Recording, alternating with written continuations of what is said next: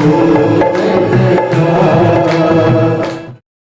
इस समय हम लोग राजाजीपुरम में हैं, जहाँ पे आर्य समाज का स्थापना दिवस मनाया जा रहा है। हमारे साथ में राधे मोहन शर्मा जी हैं। तो आज उन्होंने अपने भजन से सबको मंत्रमुग्ध कर दिया।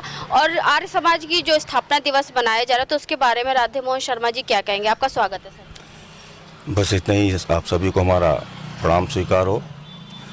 बाकी अच्छा से अच्छा जितना कर सकते हैं इस आयोजन के माध्यम से अपने देश के प्रति जितना भी समर्पित हो सकते हैं, तरक्की के मार्ग पर ले जा सकते हैं, उतना प्रयास निरंतर जारी रहेगा। भजन में भी हमारा यही संदेश रहता है कि अपने भाइयों को, बहनों को, माताओं को, सभी को जगाना और अपने अपने हिसाब से, अपने अपने सामर्थ्य अनुसार देश की सेवा करें और समाज के माध्यम से जन जन तक ये संदेश पहुंचाए, यही हमारा एक निवेदन है।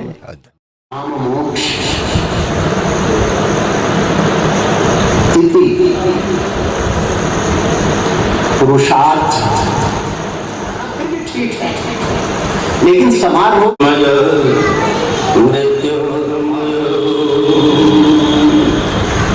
बनने का क्या औचित्य है? तो मैं तो साधारण अपने कार्य और व्यवहार का, अपने धर्म का निर्वाह करता ही रहूंगा। मंचस्थ विभजन मात्र शक्ति, आपने कुछ बोलने का अवसर दिया है, मैं आपका बहुत बहुत धन्यवादी हूँ। वेद दर्शनम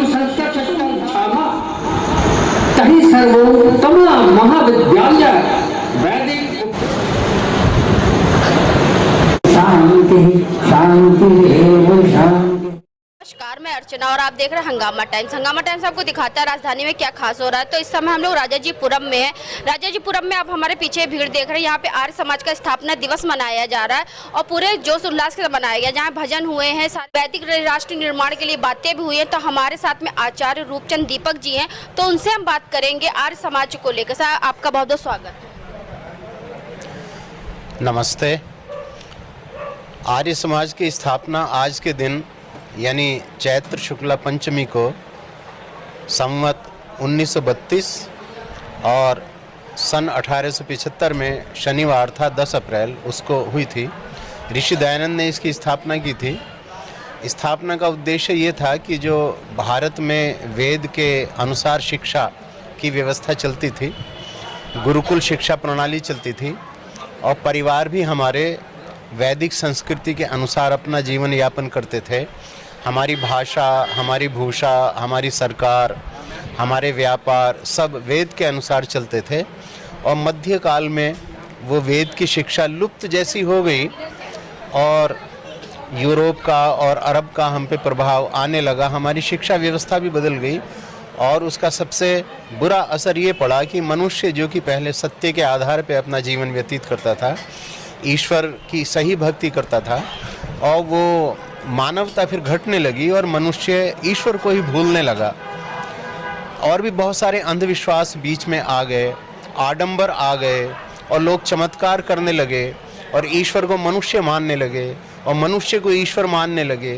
कुछ पशुओं को ईश्वर मानने लगे, नदियों को और पेड़ों को ईश्वर मानने लगे और ईश्वर की जो सच्ची अवधारणा थी उसको लोग भूलने लगे। तो आर्य समाज की स्थापना करके ऋषि दयानंद ने वो प्राचीन भारत का गौरव पुनः वापस लाने के लिए, उसी प्रकार का जीवन फिर से शुरू करने के लिए ये पहल की थी।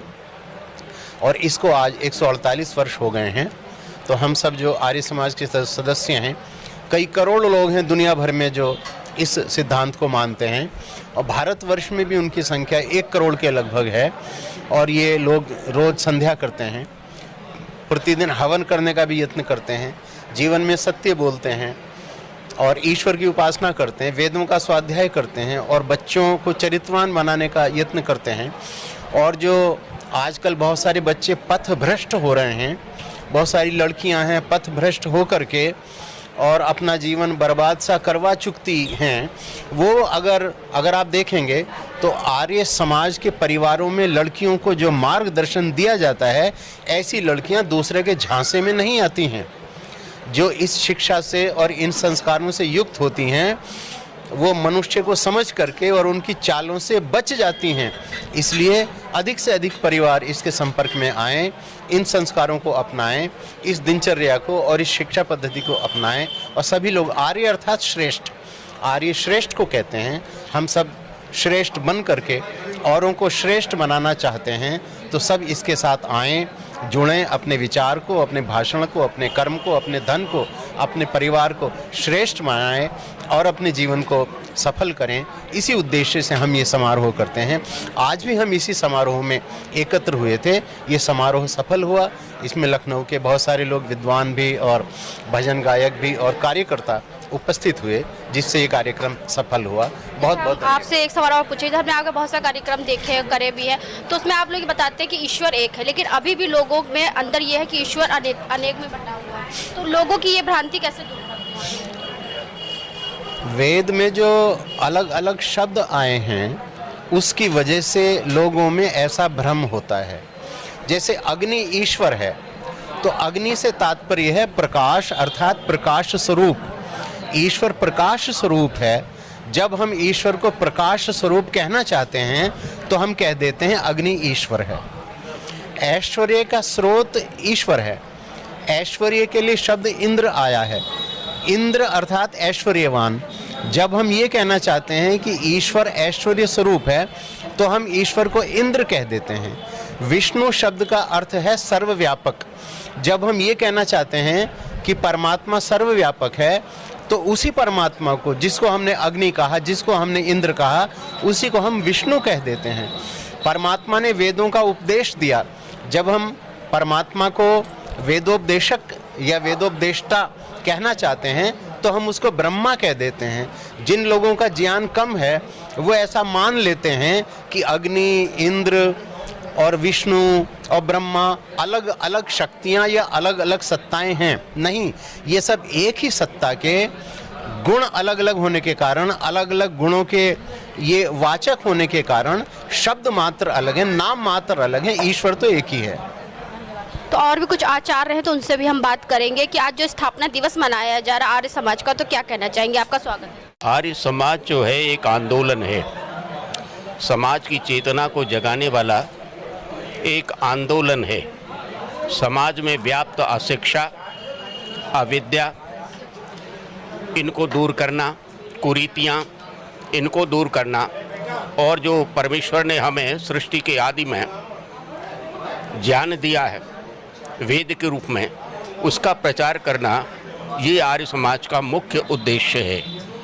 और वेद के आधार पर अपने जीवन को चलाना, शरीर, आत्मा और समाज का को पवित्र करना और सशक्त करना, ये आर्य समाज का उद्देश्य है। जैसे आजकल बहुत सी चीज़ें होती हैं, धर्म के नाम पे राजनीति होती है, कुछ लोग ऐसे भी वचन बोल देते हैं जिसमें जनता में एक जो भय और एक जो विद्रोह पैदा हो जाता है, तो क्या कहना चाहिए? धर्म का उद्देश्य किसी के दिल को दुखाना नहीं है, बल्कि जो सत्य है वो सत्य कहना है।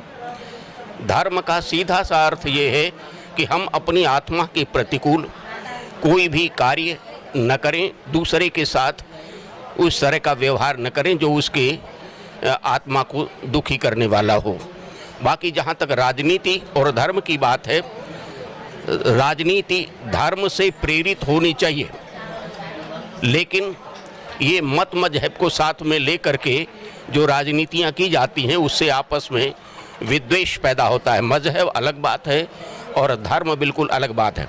धर्म जीवन है, धर्म स्वाभाविक जीवन है हमारा, और मत मजहब ये है बहुत सारे महापुरुषों के द्वारा उत्पन्न किए गए हैं। इनमें आपस में मतभेद हो सकता है और इसी कारण से कभी कभी विद्वेष भी पैदा होता है। ये बिल्कुल नहीं होना चाहिए कि हम अपने मत को मनवाने के लिए दूसरे के लिए ऐसी बात कह दें कि जिससे उसके हृदय में आग लगे। ये मेरा मत है। क्योंकि आए दिन हम लोग देखते हैं कि राम को लेकर, रामचरितमानस को लेकर के टिप्पणियाँ हो रही हैं। रामचरितमानस एक काव्य ग्रंथ है, वो सिद्धांत ग्रंथ नहीं है। और तुलसीदास जी महाराज ने जो रामचरितमानस लिखी थी वो आत्म सुखाय के लिए लिखी थी। स्वांतः सुखाय तुलसी रघुनाथ गाथा। इसके अलावा अगर रामचरितमानस की भूमिका आप पढ़ें तो वहाँ पर ये आया है कि हमारा प्रयत्न ये रहा है कि जो मूल प्रतियाँ हैं जो तुलसीदास जी महाराज ने लिखी हैं उनको प्रतिपादित किया जाए, लेकिन वो मूल प्रतियाँ हैं या नहीं इस बात का कोई दावा नहीं है। इसलिए काव्य ग्रंथ अलग बात है, सिद्धांत ग्रंथ अलग बात है। मर्यादा पुरुषोत्तम राम के बारे में जो प्रामाणिक चीज़ है वो है वाल्मीकि रामायण, रामचरितमानस नहीं है। जहाँ तक इस विवाद की बात है कि कुछ चौपाइयाँ या कुछ दोहे किसी वर्ग विशेष के विरुद्ध जाते हैं, उसका कारण यही है कि वो बाबा तुलसीदास की अपनी मान्यता नहीं है, बीच में कुछ लोगों ने उन चौपाइयों को या उन दोहों को डाल दिया है। बात है, बहुत अच्छा विस्तारीकरण किया। तो हमारे साथ में जो है आर्य समाज के प्रधान जी हैं, तो उनसे हम बात करेंगे आज के कार्यक्रम के बारे में। आपका स्वागत है। महर्षि दयानंद सरस्वती ने 1875 में आर्य समाज की स्थापना की। उन्होंने एक नारा दिया, वेदों की ओर लौटो। वेदों के पठन पाठन का प्रचार प्रसार हो, लोग वेदों को पढ़ें, वेदों के अंदर क्या लिखा है उसको जानें समझें, उसके अनुसार अपना जीवन बनाएं। इस उद्देश्य से आर्य समाज की स्थापना हुई और आर्य समाज के जितने भी कार्यकर्ता हैं उसी निर्देश को लेकर के, उसी लक्ष्य को लेकर के आज तक लगातार काम कर रहे हैं। ये जो आज हमने आर्य समाज स्थापना दिवस का पर्व मनाया, ये केवल इसलिए है कि हमारी पुनरावृत्ति होती रहे कि हमने क्या खोया, क्या पाया, क्या हमने संकल्प लिया। जैसे हम अपने घर में अपने बच्चों का जन्मदिन मनाते हैं, उसी तरीके से ये भी हमारे लिए एक पर्व का दिन है। इस दिन को हम आज के दिन मनाते हैं। विद्वानों से उसके विषय में काफ़ी कुछ जानकारी मिलती है और लोगों को हम प्रेरणा करते हैं कि हम लोग अपने अपने तरीके से इस समाज को आगे ले जाने में किस प्रकार से अपनी भूमिका का निर्वहन कर सकते हैं। तो सर, आज जो है राजाजीपुरम में आर्य समाज का स्थापना दिवस मनाया जा रहा है, तो क्या कहना चाहेंगे सर? अर्चना जी, गिने जाएं मुमकिन है सहरा के जर्रे, समंदर के कतरे फलक के सितारे, मगर तेरे ऐसा दयानंद स्वामी हैं कैसे मुमकिन गिने जाएं सारे। ये संगठन महर्षि स्वामी दयानंद सरस्वती जी महाराज के द्वारा संकल्प पूर्वक स्थापित किया गया है और ये संगठन संयोगवश नहीं है, ये पूर्ण नियोजित कार्यक्रमानुसार। देश पराधीन था, देश हमारी संस्कृति लुप्त हो रही थी, समाज में नाना प्रकार के अंधविश्वास, जड़ता, कुरीतियाँ इस क्षेत्र में छाई हुई थी। स्वामी दयानंद सरस्वती जी महाराज ने अपने तप के द्वारा, अपनी दीक्षा के द्वारा, अपने संकल्प के द्वारा इन बुराइयों को समाप्त करके आर्य समाज की स्थापना की। आर्य समाज की स्थापना के विषय में उस बहुत सारे फलक बिंदुओं पर विचार लोगों ने दे दिया। मैं एक आपको बड़ी मौलिक बात बताता हूँ जिसे आप महसूस करेंगे। आर्य समाज ने जिस धर्म के स्वरूप पर प्रकाश डाला है, उन्होंने धर्म और मजहब का मौलिक अंतर बताया है। धर्म ईश्वरकृत है और मजहब किसी व्यक्ति विशेष के द्वारा बनाया गया है। धर्म शाश्वत है और मजहब किसी काल विशेष के लिए है। ये आज है, कल नहीं भी रह सकता, यानी एकदम ये शाश्वत है। तो धर्म जो है वो मानव मात्र के लिए है, जबकि आप देखेंगे मजहब किसी समाज के किसी वर्ग विशेष के लिए है। इसलिए उन्होंने धर्म के वास्तविक स्वरूप को हमारे सामने रखा, ईश्वर के वास्तविक स्वरूप को रखा। वो कहते थे कि जिसको ईश्वर के वास्तविक स्वरूप का ज्ञान है, ईश्वर के प्रति सच्ची भक्ति है, तो तभी उसको धर्म में अगाध आस्था हो सकती है और धर्म में अगाध आस्था होगी तभी ईश्वर पर दृढ़ विश्वास होगा और जब ईश्वर पर दृढ़ विश्वास होगा तो उसे लोक व्यवहार शुद्धि आ जाएगी। कैसे जीवन जिया जाए, कैसे रहा जाए, कैसे अपने देश का निर्माण किया जाए। ये महर्षि स्वामी दयानंद सरस्वती जी महाराज की वैश्विक यत्र नार्यस्तु पूजन्ते रमन्ते तत्र देवता, स्त्री शूद्रो न धीताम का नारा लोगों ने लगा दिया था, लेकिन स्वामी दयानंद सरस्वती जी ने कहा वेद मानव मात्र के लिए है, सबको पढ़ना चाहिए। महिलाओं को तो खास करके जिन्होंने परमात्मा ने अगर उनको कान दिया है, परमात्मा ने उनको वाणी दी है, तो वेद के स्वर उनके द्वारा उच्चारित होना चाहिए। यदि माँ शिक्षित होगी, पढ़ी लिखी होगी, वेदानुगामी होगी तो परिवार बनेगा, समाज बनेगा और हमारे राष्ट्र का। अर्चना जी, निश्चित रूप से कल्याण। आप भी एक महिला हैं, आप आर्य समाज के सिद्धांतों और मान्यताओं को रेगुलर सुन रही हैं और आप निश्चित रूप से एक मौलिक अंतर आपके दिल दिमाग में स्पष्ट होता होगा कि वाकई में आर्य समाज की विचारधारा कितनी मौलिक विचारधारा है और वेद पर आश्रित विचारधारा है। वेद मानव मात्र के लिए है। आप ना, वेद में कोई इतिहास नहीं है, वेद में कोई किसी देश विशेष का भूगोल नहीं है। वेद पूरी दुनिया के, वेद था, है और आगे भी रहेगा। आप ये वेद अपौरुषेय ग्रंथ है, ये परमात्मा के द्वारा लिखित है, किसी मनुष्य के द्वारा नहीं, ऋषि मुनियों के द्वारा नहीं है, ये प्रभु की वाणी है। और प्रभु ने प्रारंभिक अवस्था में अग्नि, वायु, आदित्य और अंगिरा को क्रमशः ऋग्वेद, यजुर्वेद, साम और अथर्ववेद दिया। उन चारों ने ब्रह्मा को दिया और ब्रह्मा ने तब सारे ऋषियों को चलाया और आज तक श्रुति के रूप में हमें दुनिया के समस्त ग्रंथों में मिलावट हो गई। लेकिन ये तो दक्षिण भारतीय ब्राह्मणों की महती कृपा समझिए या परमात्मा की कृपा समझिए। अंग्रेजों ने बहुत प्रयास किया लेकिन इसके एक भी अक्षर को, एक भी मात्रा को आगे पीछे नहीं कर पाए, घटा नहीं पाए, परिवर्तन नहीं कर पाए। ऋषियों ने इनको ऐसी पदपाठ व्यवस्था के अंदर वेदों को बांध दिया था कि आज भी ये ज्ञान हमारे लिए शाश्वत है, ओरिजिनल है, एकदम मौलिक है। और हमारे देश, इसी ज्ञान के बदौलत सारी दुनिया के लोग यहाँ आते थे।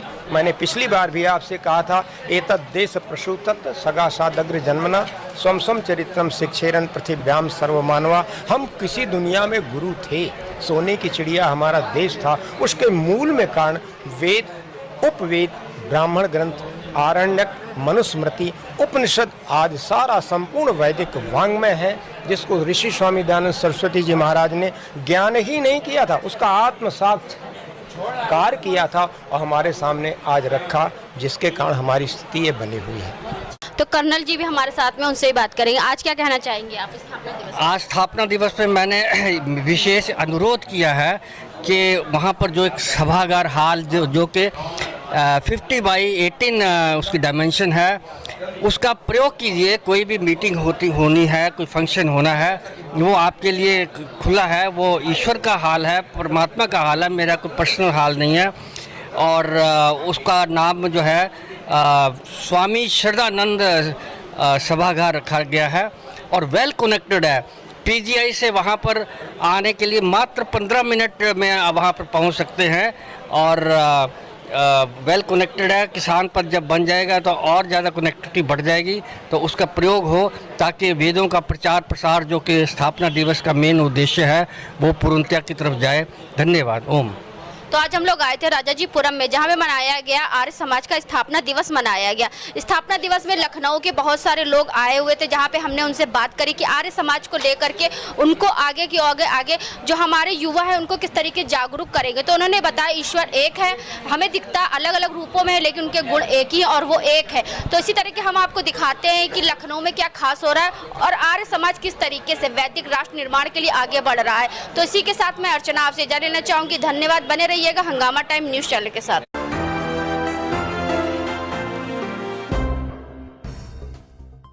हंगामा टाइम्स की तमाम खबरों को देखने के लिए हंगामा टाइम्स को सब्सक्राइब कर लीजिए और बेल आइकन दबा लीजिए। अगर आपको ये वीडियो अच्छा लगा हो तो लाइक बटन प्रेस कर अपनी प्रतिक्रिया हमारे कमेंट बॉक्स में देना मत